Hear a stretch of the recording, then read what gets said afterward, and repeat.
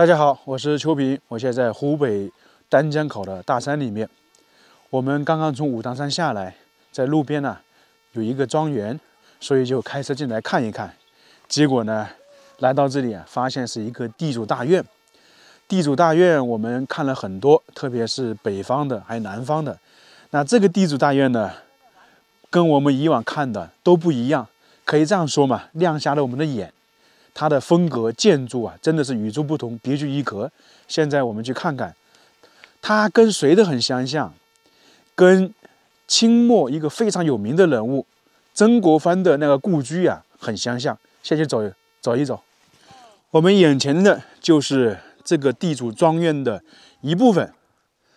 这样看起来不是太大啊，但是大家都知道了，地主大院能够保存这么完整，已经非常不容易了。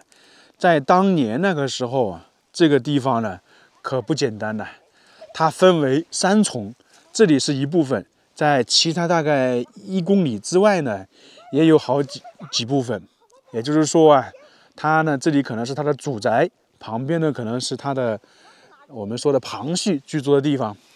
那么可以明显的看出来，这个地主庄院，这里是大门，然后上面有一个碉堡形式的。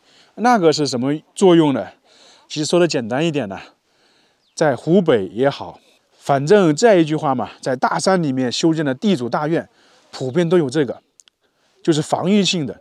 本身他这种地主呢，他还有自己的武装，如果有土匪来的话，他们就靠这个防御。所以说，整个大院都是处在这个碉楼、碉堡的保护之下。那么我们看到很多建筑，有徽派的、赣派的，大家看看它这个屋顶都带点椭圆形一样的，这个是属于什么建筑呢？大家有没有了解的？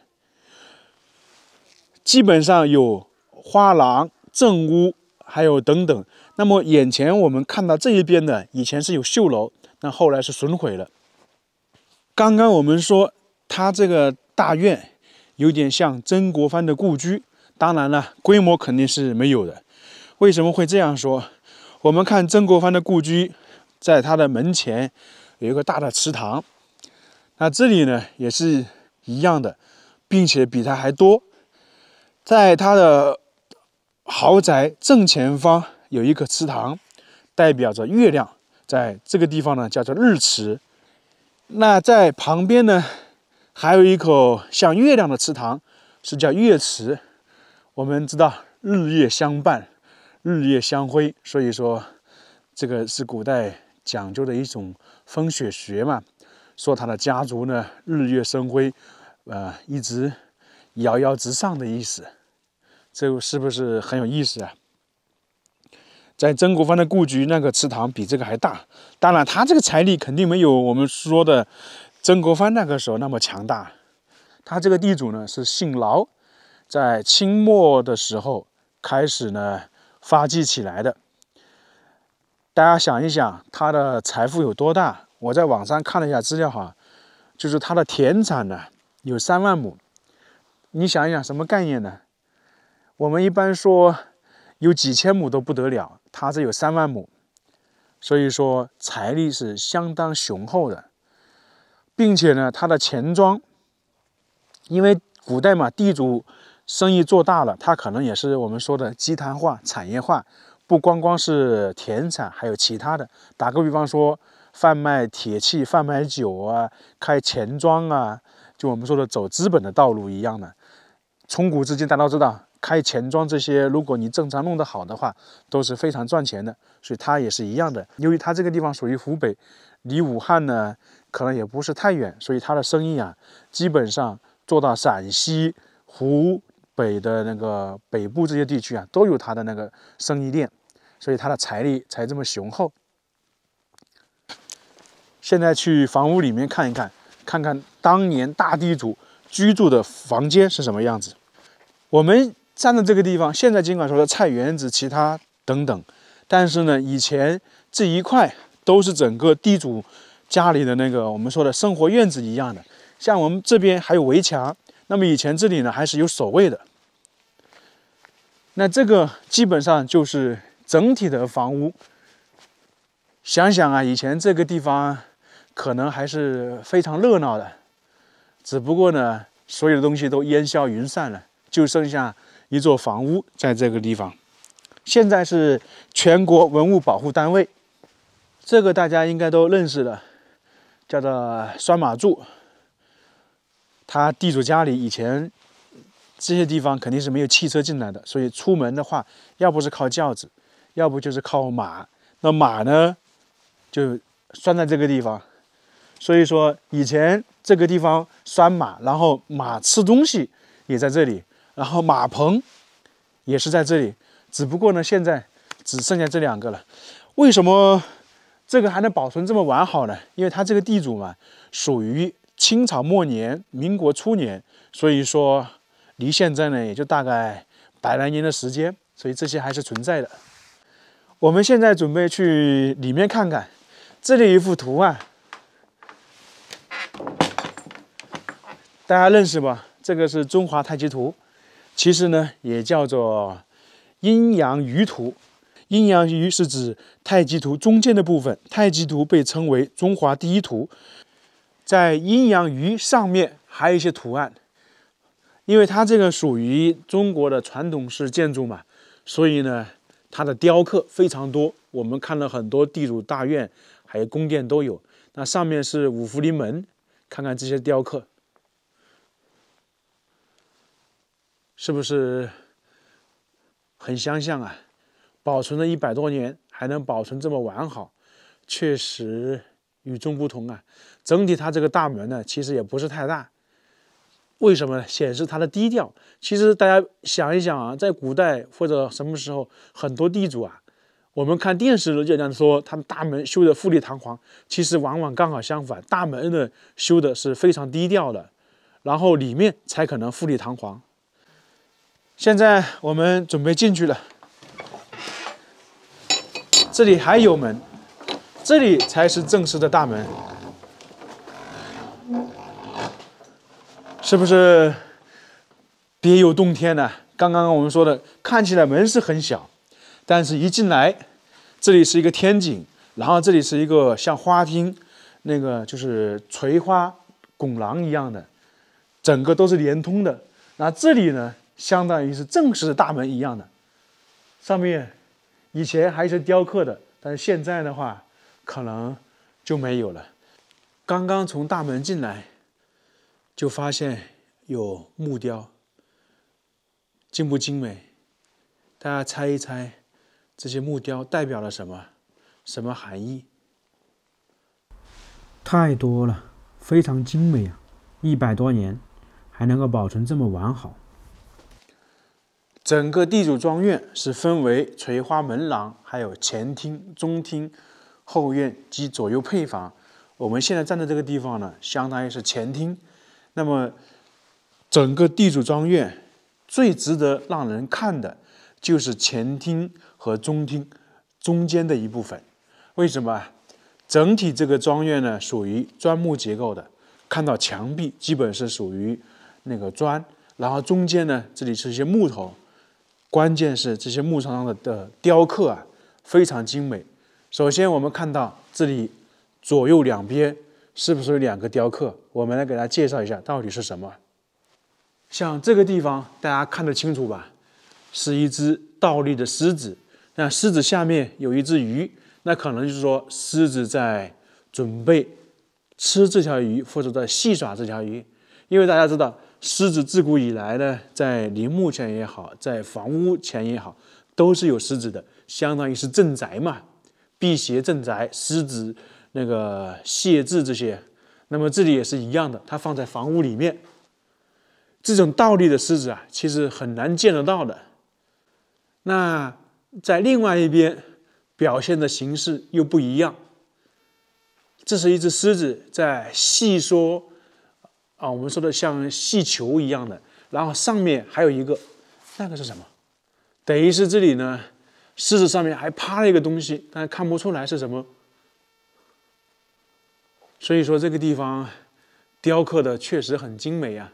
那这些木头呢，基本上是没有钉子的。有多少人见过这样的形式的？那么在前厅到中厅之间呢，有很多房间就相当于是左右厢房一样的。那么相对而言呢，就是他们那些亲戚啊来这里居住的。它这个门大家发现没有，其实也非常有意思。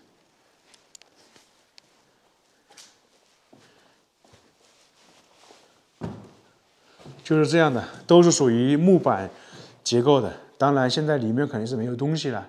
那么这些估计也是经过整修的，因为粉刷了嘛。我们现在去前方看一下，那个天井的四周啊，全是这些精美的雕刻。再来看看这些木雕啊，非常精美。先来看看到底代表什么？差不多100多年的地主大院呢，就是这个样子的。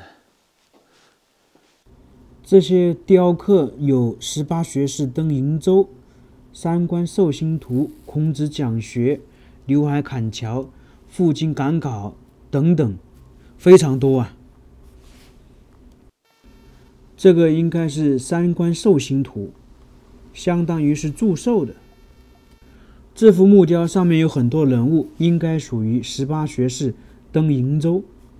刚好东方的太阳一直照射在这个木雕上面，有点像东方的日出照在尖顶上面感觉。你像这个上面还有大象，不知道是不是指的是曹冲称象，因为在很多地方都有这样的展示嘛。在地主专业能够看到这么精美的木雕和这么多的木雕，已经非常难得了。刚刚看了前厅，还有这个天井，天井主要是四周的那些木雕啊，非常精美。那现在我们去正屋看看，把门一打开，就是正屋。这个门推起来好重，估计都有100-200斤了。大家看看，它这里的正屋跟我们平时看的堂屋还是有点区别的。一般我们说堂屋上面呢还有一些放神像的地方，它这里的没有，不知道是为什么。还有呢，它左右两边的厢房啊非常有意思。第一就是说，这个门看起来是非常低的，基本上就1.7米。我们平时看的门呢，人家都说有2米差不多，不知道它为什么设置成这么低呀？你看看，它这里也是有门，而且这个门呢，也是跟在其他地方看的那个地主家里的门呢是不一样的。我们说比较薄，然后会雕一些像门窗一样的，它这里没有，所以说搞不懂为什么。还有一点呢，这个地方非常阴暗。应该来讲的话，那个时候修建房子不会成这个样子的，只有一种原因可以解释，它这里呢不是住人的，这个里面呢非常阴森，很冷，所以我就觉得这个地方有点独特。因为走了这么多地主庄园呢，还是第一次见到这样低的门和这样独特的门。它这里的回廊叫做垂花门廊，就是相当于是户户相通一样的，基本上所有的房间出来都能到达大厅或者是说走廊上面。你看外面也是一样的，每个房间出来。我们现在走在这个走廊上面，现在去看一看居住的地方，相当于就是我们说的内宅吧。地主大院都分为前厅，就是中厅那些接待客人的地方，然后这里面呢就是他们家眷居住的地方，还有呢地主书房，就是办公的地方。一走到这边，首先第一点感觉不一样，就是说阳光明媚，光线特别好。刚才我们在那边的话，里面非常阴森，但是这里的话，太阳直接照射过来，所以说它的两边呢就是属于居住的地方。我们现在站的这一边是他家眷住的地方，然后在另外一边呢就是他们相当于下人居住的地方。我们再往前看，那这个地方就不用讲了，一个非常大的房间，基本上就是他主人住的，因为也是最北的位置嘛。而且可以看到里面相当于是面阔三间的位置，所以看看非常大。正常来讲的话哈，这边属于主人的书房，这边属卧室。那中间这里呢，相当于就是有一些摆放一些桌子，坐在这里的，就是我们说夫妻聊聊天这一类的。大概布局是这样的。在这个地方逛了这么久，给大家展示一个显示古代工匠技术的。首先我们看到这个是门，这门是活动的，它靠什么固定的呢？靠这个固定。那么很多人会说，这个怎么不会掉下来了？那么看到这个没有？这个相当于一个门毡，然后这里呢有一个相当于栓子。假如说我现在把栓子取下来，那这个就会动。那这个呢是可以往外一拉，就取出来了。那取出来，这个门楣就是活动的，往上一推，这个门就可以拿出去了。这个是不是体现古代工匠技术的？相当于就是榫卯结构一样的。这几个东西啊，不管哪一个坏了，都可以通过这么操作去把它换掉。打个比方说，这个门烂了，那么怎么办？就刚才说的，一取一抽一顶，这个门就拿走了。它装的时候也是反过来的，把门先竖好，把这个一固定，一插进去，一钉，一样的道理。所以说，这个就是古代的工匠技术。那么其实这里呢，也可以称为是流水线一样的，几个部件组合起来，就变成一扇可以使用的门。你任何一个东西坏了，都可以这样去更换。这个在很早很早之前就有这样的技术。你像很多人会说那个门会顶住怎么样？不会的，它这里有个口，给大家看看就不会，是吧？全部设计好了，非常有意思吧？贴合一点都没有缝隙一样了，也不会卡住，因为这个门差不多使用了100多年了，还是这么完好无损，还是呢这样活动自如。我们说门经过了时间太悠久，会有那个咔咔的声音，它这里都没有。你看，现在我们去另外一个院落看看。刚才我们在那边看了他们地主家里家眷居住的地方，那么以前这个地方啊，又是与众不同的。现在我们看起来这里什么都没有，其实在当时是他的千金大小姐居住的地方。因为大家都知道，在明清时候的女孩子啊，就是大小姐，大门不出二门不迈的，经常就在一个小院落里面住。这里呢是她家里的绣楼，那就是小姐生活起居的地方。那么她要出去怎么办呢？其实没办法出去，最多呢可能就是在家里的这个回廊里面呢走一走。如果有客人来了，她还不能走。所以呢，在旁边我们一开头看到的那个乐池啊，就是她千金大小姐嬉戏娱乐的地方。那么以前这里呢是没有这么高的围墙的，它是跟外面连接起来，那样她那个千金小姐才能出去看那个乐池嘛。但是后期的话，可能就全部围起来了。这个建筑是什么时候弄没掉的呢？反正就是大概40年代的时候被一把大火烧掉了，那就没有了。所以说也确实非常可惜啊。这个地主庄院内部现在是空旷的，没什么摆设，但是从这个建筑结构、这个风格也能够看得出来当年地主财力的雄厚。那么之前的地主去哪里呢？按照资料说法，这个地主大概是39岁时候去世的。由于他没有儿子，相当于那个时候没有接班人，那这个财产呢，这个事业呢，就慢慢的衰落下去。因为光靠他的媳妇呢，撑不起这么大的产业，最终呢，只剩下这个地主大院在这里。但是呢，也能够看得出来当年的豪华。